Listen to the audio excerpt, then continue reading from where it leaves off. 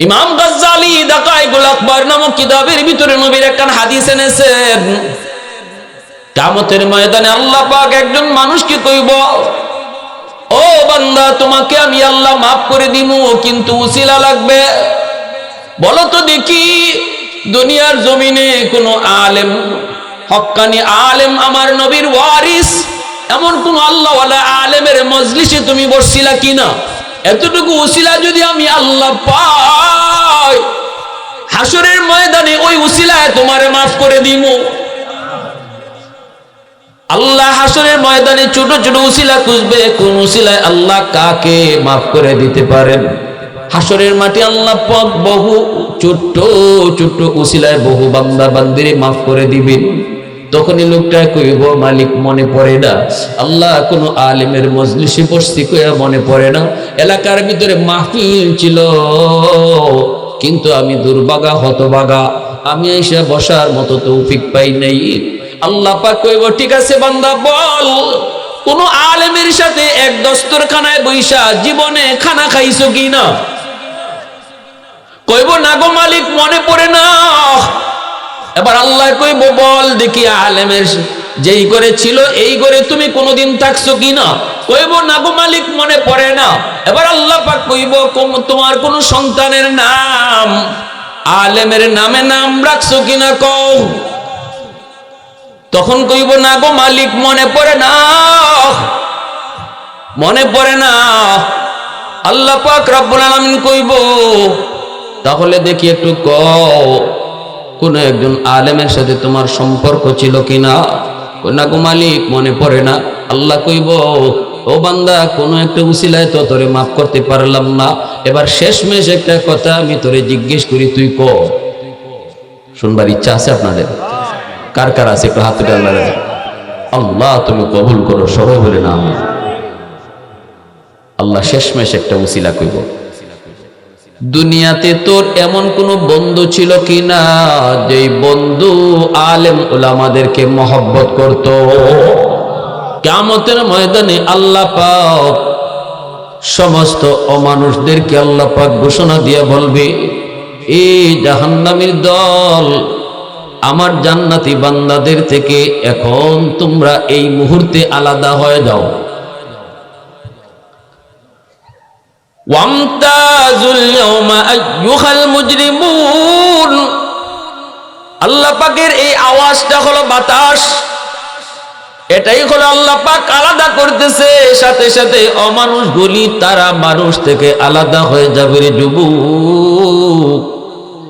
জাহান্নামীরা জান্নাতীদের থেকে আলাদা হয়ে যাবে।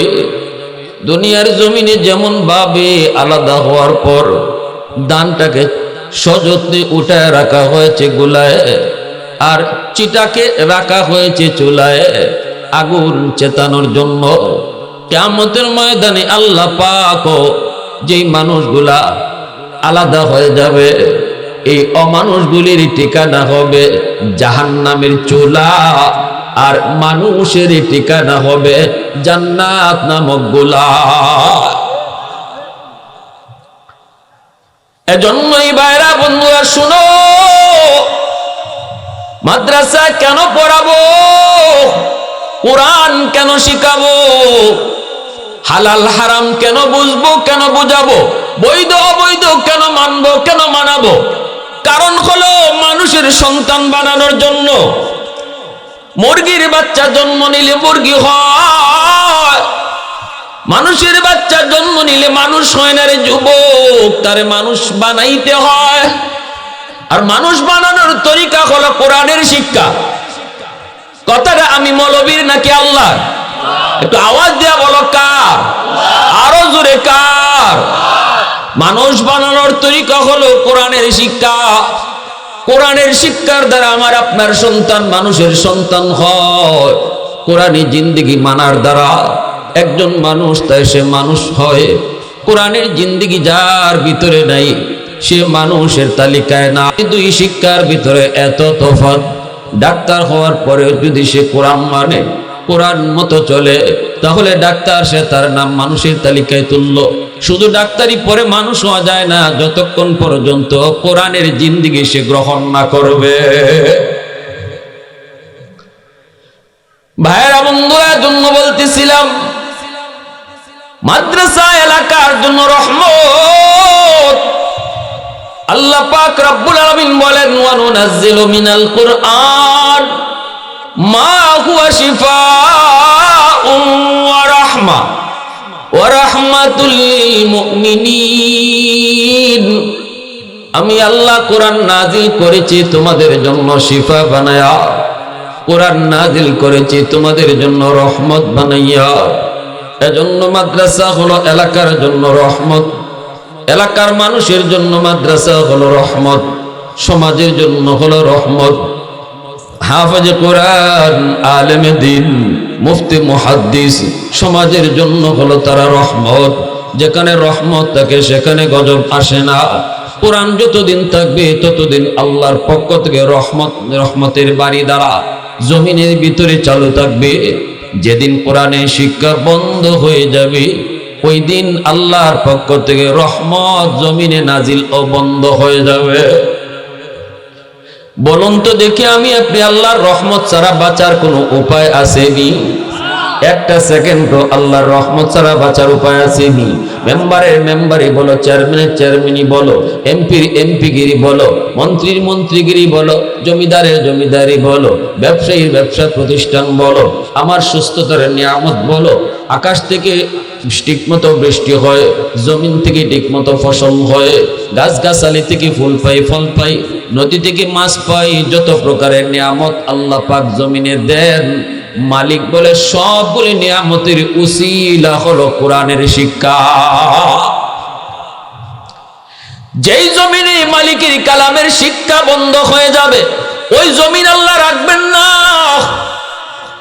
যদি মানুষ কোরআন থেকে মুখ ফিরায় নেয়, কোরআনের শিক্ষা থেকে মুখ ফিরায় নেয়, আল্লাহ পাক ওই জমিনটারও সেদিন রাখবেন না।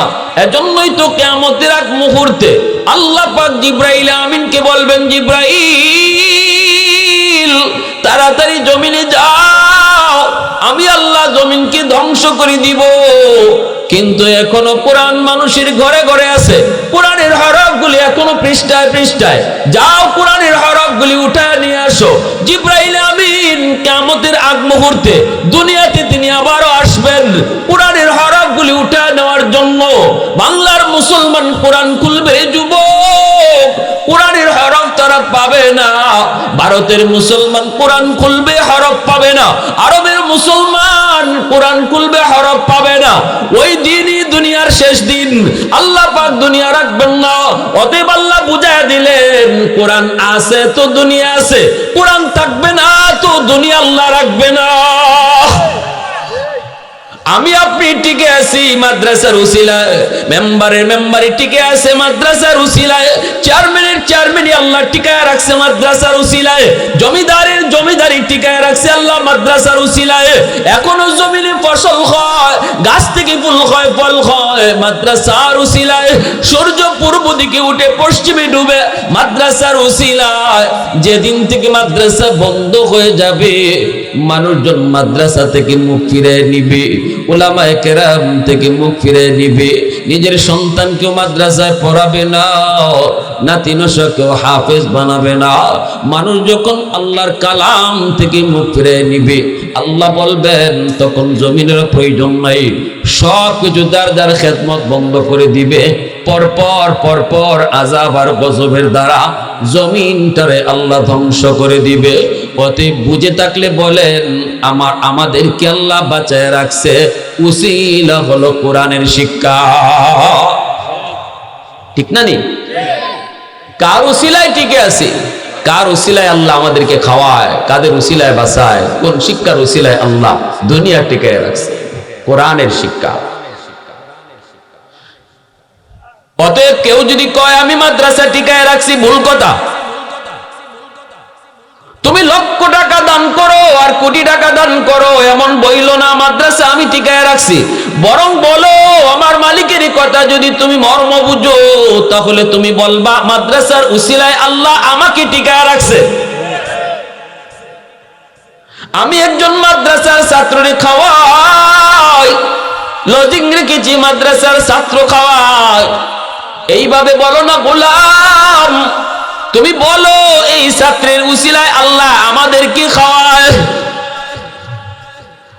আমরা খাওয়াই না, আমাদেরকে তার উসিলায় আল্লাহ খাওয়ায়। কারণ আল্লাহ পাক এই কথাই বলেছেন, কোরআন জগতের জন্য রহমত। এর ব্যাখ্যা দিয়েছেন আল্লাহ নবী তার হাদিসে। নবীজি বলেন, ইন্নাল আলিমা ইয়াস্তাগফিরু লাহু মান ফিল আরদ ওয়া মান ফিস সামা হাত্তাল হিতানু ফি জাওফিল মা ওয়া ফি রিওয়ায়াতিন আন-নামলাতু ফি জুহরিহা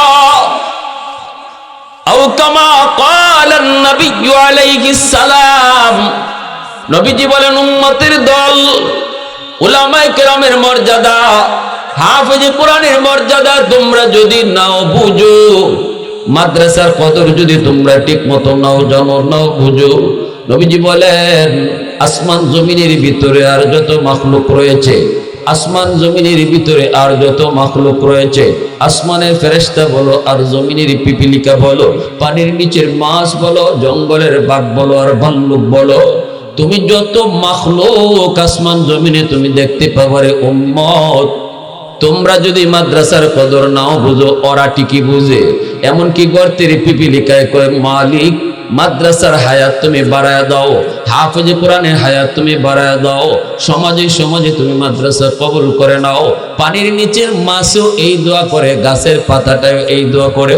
নবীজি বলেন, জানুনি কেন তারা এই দোয়াটা করে? গাছের পাতায় কয়, মালিক আমি গাছ, এখনো দুনিয়ায় জীবিত আছি, বেঁচে আছি এই মাদ্রাসার উসিলায়, হাফেজে কোরআনের উসিলায়, আলেমে দ্বীনের উসিলায়। যদি একজন হাফেজের হায়াত বাড়ে, জমিনের হায়াত বেড়ে যায়, আর যখন জমিনের হায়াত বেড়ে যায় তখন আমি মাছ আর পিপিলিকার হায়াতও বেড়ে যায়। একটু আওয়াজ দিয়ে কও না সুবহানাল্লাহ, আর একটু জোরে আল্লাহু আকবার। এ যুবক আওয়াজ দিয়ে কও আল্লাহু আকবার। প্রশংসা করব কার? আর একটু জোরে মালিকের নাম কার? वहदत की हिफाजत नहीं बेकुवत बाजू, वहदत की हिफाजत नहीं बेकुवत बाजू, आती नहीं कुछ कमी हक़ खुदा दाद, आती नहीं कुछ कमी हक़ खुदा दाद। ऐ मर्द खुदा तुझको कुव्वत नहीं हासिल, जा बैठ किसी गार में अल्लाह को कर याद, जा बैठ किसी गार में अल्लाह को कर याद। ये सच है कि बातिल की तरफदार नहीं हम, ये सच है कि बातिल की तरफदार नहीं हम, गद्दार न समझो हमें गद्दार नहीं हम। फूलों की तरह नरम मिजाज अपना है नज़र, हम तेरी नहीं नेज़ा व तलवार नहीं हम तेरी नहीं नेज़ा व तलवार नहीं हम। मुसलमान आवाज को अल्लाहु আকবার। এজন্য আমার ভাইরা বন্ধুরা, যুবক, নবীজি বলেন উম্মতের দল গর্তের পিপিলিকায় মাদ্রাসার কদর বুঝে, হাফেজে কোরআনের কদর বুঝে, পানির নিচের মাছ তাদের কদর বুঝে। এজন্য 24 ঘন্টা আল্লাহর কাছে দোয়া করে, এমনকি ফেরেশতারাও দোয়া করে। আওয়াজ দিয়ে সুবহানাল্লাহ। ভাইরা বন্ধুরা, এই কথাটা তো বুঝতেন আল্লাহর ওলিগণ। মুহাম্মদুল্লাহ হাফিজ জি বুঝতেন, শাইখে বরনি বুঝতেন, আপনাদের বড় হুজুর রাহিমাহুল্লাহ বুঝতেন, ফখরে বাঙ্গাল বুঝতেন। যার কারণে যেখানে যাইতেন সেখানেই সবার আগে মাদ্রাসা কায়েম করতেন। কারণ তারা দেখতেন, অন্তর চোখে দেখতেন, মাদ্রাসা হলো আসমানের খুঁটি, মাদ্রাসা হলো আসমানের খাম্বা খুঁটি। মুহাম্মদুল্লাহ হাফিজ জি ছোট্ট বালক, কোরআন শিক্ষা করার জন্য তিনি ভারতের পানিপথ চলে যাবেন। কেমনে যাবেন, কিভাবে যাবেন চিনেন না। চাঁদপুর লঞ্চ ঘাট থেকে কোন রকম ট্রলারে করে খুলনার কাছে গিয়ে পৌঁছলেন। তখনকার দিনে সরাসরি ভারত যাওয়া যেত না, ট্রেনে খুলনা থেকে যাওয়া লাগতো। কিন্তু কেমনে যাবেন, ছোট মানুষ, আল্লাহর কোরআনের প্রেমিক, খুলনা থেকে কেমনে যাবেন? যাওয়ার কোন রাস্তা চেনেন না, জানেন না। হাঁটতেছেন হাঁটতেছেন, হঠাৎ করে একটা পাগলা কুকুর ওনাকে কামড় দিয়ে বসলো। কুকুরের কামড় খায় তিনি মাটিতে পড়ে কান্না শুরু করলেন। ছোট মানুষ কান্না শুরু করেছেন। এলাকার মানুষেরা দেখা তাদের বড় মায়া লাগলো, সবাই দৌড়াদৌড়ি করলো, দৌড়ায় তাকে নিয়ে হাসপাতালে নিয়ে আসলো। চেহারার মধ্যে মায়া তো হবেই, যাকে আল্লাহ পাক ওলি হিসাবে কবুল করেছেন, শিশুকালেই তার চেহারার মধ্যে নূর ঢুকাইয়া দিছে। ডাক্তার কয় এই চিকিৎসা বাংলার জমিনে হয় না, পাগলা কুকুরের কামড়ের চিকিৎসা যদি করাইতে হয় পাঠাইতে হবে ভারতের পানিপথ। কোথায়? ভারতের পানিপথ পাঠাইতে হবে। হাফিজজি 10-12 বছরের বালক চোখের পানি ফলায় কান্দে আর কয়, মালিক আমি তো পানিপথ যাওয়ার জন্যই বের হয়েছি, কিন্তু কেমনে যাব জানি না, তুমি আমার কুকুরের কামড় খাওয়াইয়া বুঝি পানিপথ পাঠাইতেছো। এলাকার মানুষের মধ্যে বড় মায়া লাগলো। মানুষেরা নিয়ে ট্রেনের কাছে যায়, ট্রেনের টিকিট কাইটা টিটির কাছে সন্দেহ কই নাও, টিটি সাহেব বাচ্চাটারে আপনি পানিপথ হাসপাতালের সামনে নামায় দিয়েন, কারণ এই চিকিৎসা বাংলাতে নাই, এই চিকিৎসা আছে পানিপথ। তখনকার সময়ে কোরআনের মার্কাজ, এলেমের মার্কাজ ছিল পানিপথ। বর্তমানে এলেমের মার্কাজ হলো দারুল উলুম দেওবন্দ। তখনকার সময় এলেমের মার্কাজ ছিল পানিপথ। ওখানে তিনি গেলেন, নামায় দেওয়া হলো, চিকিৎসাও নিলেন। এরপরে ওনার চিকিৎসা তো উদ্দেশ্য নয়, উদ্দেশ্য হলো মাদ্রাসায় যায় ভর্তি হওয়া। চলে আসলেন বড় হুজুরের কাছে, এসে সালাম দিয়া বলতেছেন, উস্তাদজি আমি বাংলার জমিন থেকে এসেছি। বলে কেমনে? কয় একা একা। আল্লাহু আকবার। কেমনে? কয় হুজুর চোখে পানি ফেলা কান্দে আর কয় হুজুর আল্লাহ আমাকে তার কুদরতি নিয়ে আসছে। কেমনে আসছে? আল্লাহ পাক আমাকে পানিপথ পাঠানোর জন্য কুকুরের কামড় খাওয়াইছে। চিকিৎসা বাংলায় হয় না, মানুষজন মায়া করে আমাকে ট্রেনে তুইলা দিছে, চিকিৎসা আমার হয়েছে হুজুর, এখন আপনি আপনার মাদ্রাসায় আমাকে ভর্তি করেন। আমি তো এসেছি কোরআন শিক্ষা করার জন্য, আমি এসেছি কোরআনের নূর অন্তরে নেওয়ার জন্য।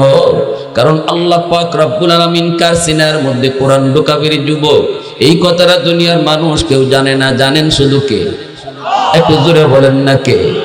আমার সন্তান হাফেজ হবে কি হবে না কেউ জানে না। জানেন কে? চেয়ারম্যানের ছেলে হলেই সে হাফেজ কোরআন হয় না, মন্ত্রী পোলা হইলেই হাফেজ বানানো যায় না, ঠিক কিনা? শিল্পপতির ছেলে হইলেই টাকার জোরে হাফেজ বানানো যায় না। টাকা দিয়া ক্ষমতা দিয়া হরিণের চোখ পাওয়া যায়, কিন্তু হাফেজ কোরআনের ডিগ্রি কিনা যায় না। এটা আল্লাহ পাক রব্বুল আলামিন নিজেই নিজে নির্বাচন করেন। সুম্মা আওরাসনাল কিতাব, সুম্মা আওরাসনাল কিতাব আল্লাযীনা ইসতাফাইনা মিন ইবাদিনা। আল্লাহ পাক রব্বুল আলামিন কয়, কোরআনের নূর কোন সিনার ভিতরে আমি দিব, কোরআনের নূর কার সন্তানের সিনায় দিব, এটা আমি আল্লাহর একান্তই নির্বাচন। আমি নির্বাচন করি, আমি সেটা পছন্দ করি। নবী যেমন আল্লাহ পাকের নির্বাচন, নবী নির্বাচনের ক্ষেত্রে আল্লাহ পাক যেই শব্দ ব্যবহার করেছেন, আলেম কে হবে, মুফতি কে হবে, হাফেজ কোরআন কে হবে, এই নির্বাচনের ক্ষেত্রে আল্লাহ একই শব্দ ব্যবহার করেছেন। আমলের মাধ্যমে আব্দুল কাদের জিলানী হওয়া যায়, আমলের মাধ্যমে মঈনুদ্দিন চিশতি হওয়া যায়। নবীর দরজা আল্লাহ বন্ধ করে দিয়েছে, ওলির দরজা আল্লাহ বন্ধ করে নাই। আমলের মাধ্যমে নবী হওয়া যায় না, আব্দুল কাদের জিলানী হওয়া যায়। নবীর আমলের মাধ্যমে নবী হওয়া যায় না, মঈনুদ্দিন চিশতি হওয়া যায়। ঠিক তেমনি ভাবে আল্লাহ পাক রব্বুল আলামিন কয়, কার সিনার ভিতরে আমি কোরআন ঢুকাবো এটাও শুধু আমি আল্লাহ জানি। সুবহানাল্লাহ। আমার হাজারো হাজারো বান্দার ভিতর থেকে যেই সিনাটাকে আমি আল্লাহ চুজ করি, আমি যখন দেখি তার বাবার চোখের পানি, আমি আল্লাহ যখন দেখি তার মার চোখের পানি, গভীর রাতে মায় কান্না করে আর কই, মালিক আমার সন্তানদের তুমি কোরআনের হাফেজ বানাও। চোখের পানি ফেলায়া বাবা যখন কই, মালিক আমার কোরআন সন্তানদের তুমি কোরআনের পাখি বানাও। ওই বাপ মার চোখের পানি আর দিলের হালত দেইকা আমি আল্লাহ তার সন্তানের সিনাকে কোরআনের জন্য চুজ করি। আমি আমার কালামকে তার সিনায় আমানত রাখি, আমানত। এটা আমি আল্লাহর একান্তই নির্বাচন। মুহাম্মদুল্লাহ হাফিজ জি উস্তাদের কাছে যায় কান্না করে আর কয়, উস্তাদ জি আমাকে আপনি মাদ্রাসায় ভর্তি করুন। এইবার উস্তাদ চোখের পানি ফেলায় কয়, বাবা মুহাম্মদুল্লাহ বেশি দেরি হয়ে গেছে রে বাজার, আমার তো ভর্তির টাইম শেষ, যতটুকু ছাত্র নেওয়ার কথা এর চেয়ে বেশি হয়ে গেছে, আর কোনো সুযোগ নাই, মাদ্রাসায় থাকার সুযোগও নাই, বোর্ডিং এ খাওয়ানোর কোনো ব্যবস্থাও নাই, একজন ছাত্র রাখার মতো কোনো পরিবেশ নাই। বাজার টিকিটটা ছিড়বি না, ফিরতি টিকিটটাই তুমি এবারের মতো বাংলায় চলে যাও, আগামীতে আসলে পরে আমি তোমাকে ভর্তি করব। মুহাম্মদুল্লাহ হাফিজ জি ছোট্ট বালক উস্তাদের সামনে টিকিটটা সাথে সাথে ছিঁড়ে ফেললেন আর বলতেছেন, উস্তাদ জি আমি আর যাব না, আমার মালিকের কালাম সিনায় না লইয়া আমি বাংলায় যাব না। উস্তাদের পা জড়ায় ধরে কান্দেন। এইবার উস্তাদ কই, বাবা পা ছাড়ো, কই রাখবো কই খাওয়ামু, কই রাখবো কই খাওয়ামু। ছোট্ট বালক মুহাম্মদুল্লাহ বলেন, উস্তাদ জি আমাকে শুধু আপনি ভর্তি করেন, আমি শুধু একটু ক্লাসে বসবো, আমি ক্লাসে বসে বসে শুধু পড়াটা নিব, থাকা খাওয়া আপনার চিন্তা করা লাগবে না। উস্তাদ কই, তাহলে কই থাকবি তুই, কই খাবি? আমার আল্লাহ আমাকে রাখবে, আল্লাহ আমারে খাওয়াবে। মাদ্রাসার পড়া শেষ কইরা মুহাম্মদুল্লাহ হাফিজ জি তিনি চলে আসলেন এলাকার মসজিদের মধ্যে আইসা তিনি মাগরিব পড়লেন, এশার নামাজটা পড়েও তিনি মসজিদে বসা রইলেন। সবাই এশার নামাজ পড়ে যার যার বাড়িতে চলে যায় গো, কিন্তু ছোট্ট বালক তিনি তো মসজিদের কোনায় বসে বসে আমার আল্লাহর সাথে যেন কি কথা কয়। খাদেম সাহেব কয়, বাবা কোনোদিন তো তোমাকে এই এলাকায় দেখলাম না, কোথায় তোমার বাড়ি, কার কাছে আইছো, কোন বাড়িতে আইছো, কেন আইছো, এখন বের হও, আমি এখন মসজিদ তালা দিব, আমি মসজিদটা তালা দিব। মুহাম্মদুল্লাহ বলেন, চাচা যান এই এলাকা আমার বাড়ি নাই, আপন বলতে কেউ নাই, আমার বাড়ি হলো পূর্ব পাকিস্তান বাংলায়, আমি এসেছি আপনাদের মাদ্রাসায় পড়ালেখা করার জন্য, কিন্তু মাদ্রাসায় ভর্তির টাইম শেষ, মাদ্রাসায় জায়গা খাওয়ার জায়গা থাকার জায়গা নাই, শুধুমাত্র মাদ্রাসায় আমাকে হুজুর ভর্তি করেছেন আর বলছেন বাবা থাকা খাওয়ার কোনো ব্যবস্থা মাদ্রাসায় হবে না। আমি বলছি আমার আল্লাহ ব্যবস্থা করব। চাচা যান আমি আপনার কাছে একটু অনুরোধ করব, আমাকে মসজিদের বারান্দায় একটু থাকতে দিবেন নি গো, আমি শুধু বারান্দায় শুয়ে শুয়ে আমার মালিকের কালাম শিখব, একটু থাকার ব্যবস্থা আমাকে মসজিদের বারান্দায় দিবেন নি। খাদেম সাহেব কই, বাবা থাকার সুযোগ দিতে পারি, তোমার দিকে মায়া লাগছে, কাঁদতেছো কাঁদতেছো, মায়া লাগছে, থাকার সুযোগ দেওয়া যেতে পারে, কিন্তু বাদান রে আমাদের এলাকার মানুষ বড় গরিব, যদি কেউ একটু খাওয়াইতে কেউ তোমার খাওয়াইতে পারবে না, এখন একটু কও তুমি থাকতে পারবা, কিন্তু খাওয়ার কোনো ব্যবস্থা নাই। আল্লাহর ওলি কয় আমাকে একটু থাকার ব্যবস্থা দিলেই হবে। থাকার ব্যবস্থা তিনি পেয়ে গেলেন মসজিদের বারান্দায়, আল্লাহর কালাম তিনি পড়তেছেন, কোরআন শিখতেছেন, এলেম অর্জন করেন, কিতাব পড়েন। রাত যখন 10টা বেজে গেল, পেটের ক্ষুধায় তিনি অস্থির, বের হয়েছেন পাশের একটা বাজারে, ভাঙ্গাচুর একটা এলাকার বাজার, ভাঙ্গা বাজার। ওই বাজারে দেখেন একটা ভাঙ্গাচুরা একটা হোটেলের মালিক হোটেলটা বন্ধ করে ফেলবে, কিছুক্ষণের ভিতরে হোটেলটা বন্ধ করে ফেলবে। ছোট্ট বালক তিনি যে বলতেছেন, চাচা যান, আমাকে আপনি আপনার হোটেলের বাসি রুটি যদি থাকে 2টা রুটি দিবেন নি গো, আমি সারাদিন কিছু খাই না, একটা রুটি যদি দেন আমি পানিতে ভিজায় ভিজায় রুটিটা খাইব। হোটেলের মালিককে কই, বাবা না, কোনো বাসি রুটি নাই।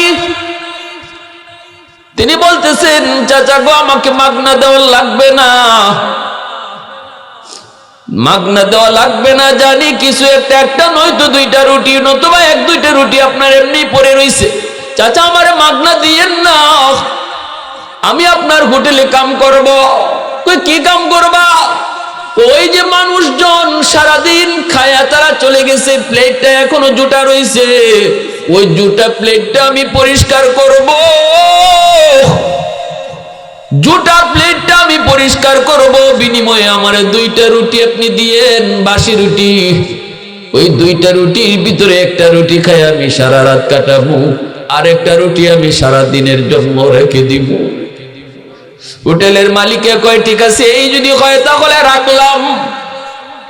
তিনি ওই বাসি, এই যে জুটা প্লেট, ওই প্লেটটা তিনি পরিষ্কার করেন, বিনিময়ে তাকে 2টা রুটি দেওয়া হয়। একটা রুটি পানিতে ভিজায় ভিজায় সারা রাতের জন্য, আরেকটা রুটি রেখে দেন দিনের জন্য। এইভাবেই তিনি মাদ্রাসায় পড়তেছেন, পড়ালেখা করতেছেন, আল্লাহর কালাম শিখেন। দিন যায় রাত যায়, অল্প দিনের ভিতরেই মাদ্রাসার 1 নাম্বার ছাত্র হয়ে গেছেন। উস্তাদদের নজরে পড়ে গেলেন, সকল উস্তাদদের বড় মায়ার বড় নজরে পড়ে গেলেন মুহাম্মদুল্লাহ হাফিজ জি। উস্তাদরা বড় মায়া করতেছেন, বড় হুজুরও বড় মায়া করেন, কিন্তু কিছু করার নাই, মাদ্রাসায় সুযোগ নেই। যেভাবে থাকতেছেন এভাবেই থাকতেছেন। উস্তাদও ডাক দিয়ে আইনা কাছে আইনা কান্দেন আর বলেন, বাবা মুহাম্মদুল্লাহ জানি, ও বাবা আর কান্দায়ও না, নিজেও কান্দো না, আমারও কান্দেও না, কষ্ট করো, আল্লাহর কালাম সিনায় নিতে কষ্ট করতে হয়। এইভাবে বুঝ দিয়া পড়াইতেছেন পড়তেছেন। ভাইরা বন্ধুরা, একদিন হঠাৎ করে এই এলাকার একজন মানুষ মারা গেল। জানাজা পড়ার জন্য মাদ্রাসার মাঠে হাজির করা হলো। জানাজা শেষ হলো।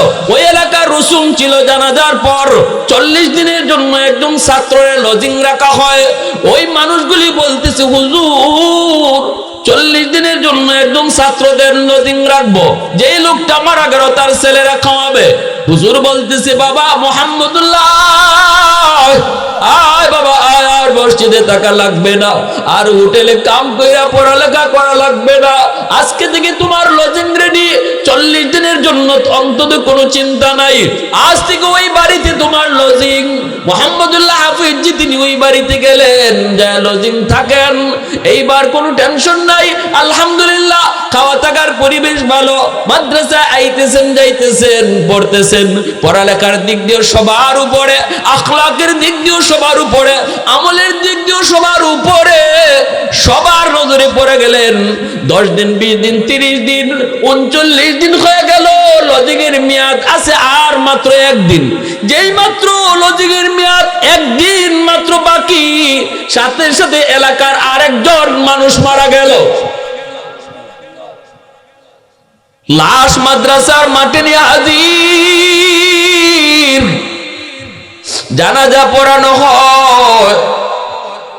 উস্তাদ জি 40 দিনের জন্য একজন ছাত্রদের, বড় হুজুর কয়, আমার মুহাম্মদুল্লাহ ওই বাড়িতে তার লজিং এর মেয়াদ আছে মাত্র আর 1 দিন বাকি, আগামী কাল থেকে তুমি ওই বাড়িতে লজিং। চলে গেলেন আর এক বাড়িতে, দ্বিতীয় মরা বাড়িতে যায় তিনি থাকেন, খান লজিং। এইভাবেই চলছে 30 দিন 35 দিন 39 দিন যেই মাত্র হয়ে গেল রে যুবক, 39 দিন হওয়ার লগে লগে আরেকজন মানুষ মারা গেল।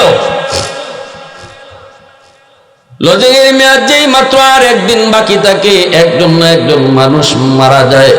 এলাকার মানুষের ভিতরে হইচই পড়ে গেল।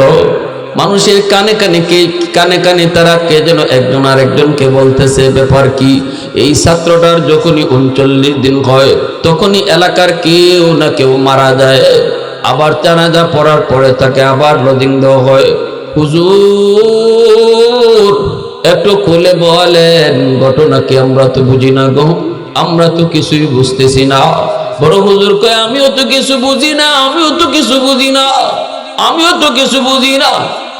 ওই রাত্রে তিনি ঘুমাইছেন, বড় হুজুর নিজেও টেনশনে পড়ছেন, রাতে ঘুমাইছেন, স্বপ্ন যুগে আমার আপনার নবী সরওয়ারে দু জাহান রাহমাতুল লিল আলামিনের সাথে সাক্ষাৎ।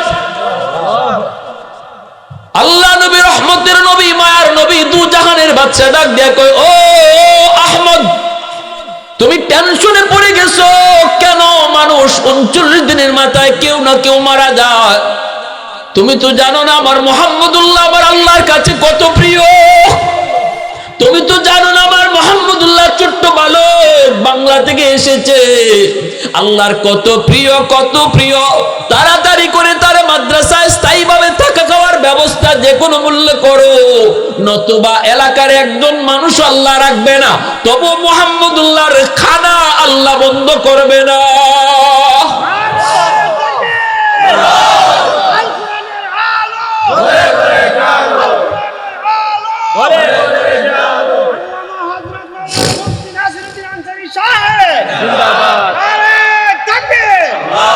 লা ইলাহা ইল্লাল্লাহ, সবাই লা ইলাহা ইল্লাল্লাহ, আওয়াজ দিয়া লা ইলাহা ইল্লাল্লাহ।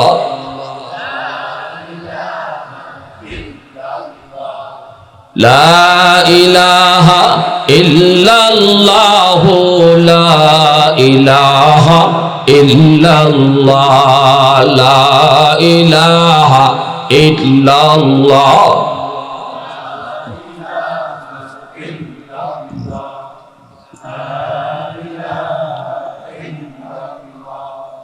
লা ইলাহা ইল্লাল্লাহ,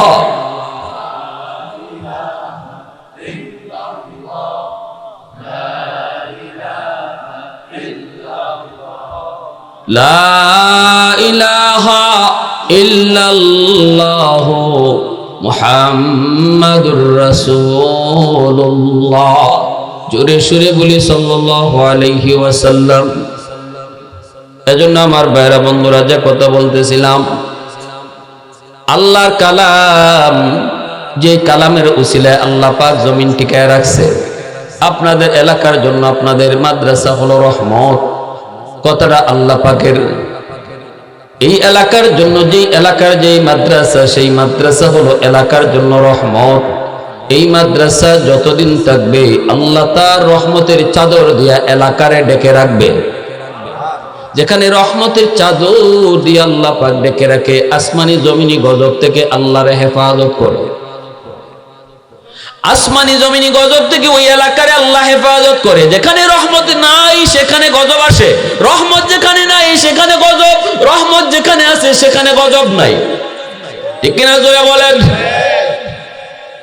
ইমাম গাজ্জালি দাকাইকুল আকবার নামক কিতাবের ভিতরে নবীর একখান হাদিস এনেছেন। কিয়ামতের ময়দানে আল্লাহ পাক একজন মানুষকে কইব, ও বান্দা, তোমাকে আমি আল্লাহ মাফ করে দিমু, কিন্তু উসিলা লাগবে। বলো তো দেখি, দুনিয়ার জমিনে কোন আলেম, হক্কানি আলেম, আমার নবীর ওয়ারিস, এমন কোন আল্লাহওয়ালা আলেমের মজলিসে তুমি বসছিলা কিনা? এতটুকু উসিলা যদি আমি আল্লাহ পাই, হাসরের ময়দানে ওই উসিলায় তোমারে মাফ করে দিমু। আল্লাহ হাসরের ময়দানে ছোট ছোট উসিলা খুঁজবে, কোন উসিলায় আল্লাহ কাকে মাফ করে দিতে পারেন। হাসরের মাটি আল্লাহ পাক বহু ছোট্ট ছোট্ট উসিলায় বহু বান্দা বান্দিরে মাফ করে দিবেন। তখনই লোকটা কইব, মালিক মনে পড়ে না, আল্লাহ কোন আলেমের মজলিসে বসছি কইয়া মনে পড়ে না, এলাকার ভিতরে মাহফিল ছিল, কিন্তু আমি দুর্ভাগা হতভাগা, আমি এসে বসার মতো তৌফিক পাই নাই। আল্লাহ পাক কইব, ঠিক আছে বান্দা, বল কোন আলেমের সাথে এক দস্তরখানায় বইসা জীবনে খানা খাইছো কি না? কইব না গো মালিক, মনে পড়ে না। এবার আল্লাহ কইব, বল দেখি আলেমের যেই করে ছিল এই করে তুমি কোনোদিন থাকছো কি না? কইব না গো মালিক, মনে পড়ে না। এবার আল্লাহ পাক কইব, তোমার কোন সন্তানের নাম আলেমের নামে নাম রাখছো কিনা কও। সুবহানাল্লাহ জোরে বলেন। ইমাম গাজ্জালি রহমতুল্লাহ আলাইহি দাকাইকুল আখবার নামক কিতাবের মধ্যে আনছেন নবীর হাদিস, আল্লাহ পাক এমন বহু বাপ মারে মাফ করে দিব যে বাপ মায়ের সন্তানের নাম কোন একজন আল্লাহওয়ালা আলেমের নামে নাম রাখছিল, এই উসিলায় আল্লাহ মাফ করে দেব। তখন কইব না গো মালিক, মনে পড়ে না, মনে পড়ে না। আল্লাহ পাক রব্বুল আলামিন কইব, তাহলে দেখি একটু কও কোন একজন আলেমের সাথে তোমার সম্পর্ক ছিল কিনা? না গো মালিক, মনে পড়ে না।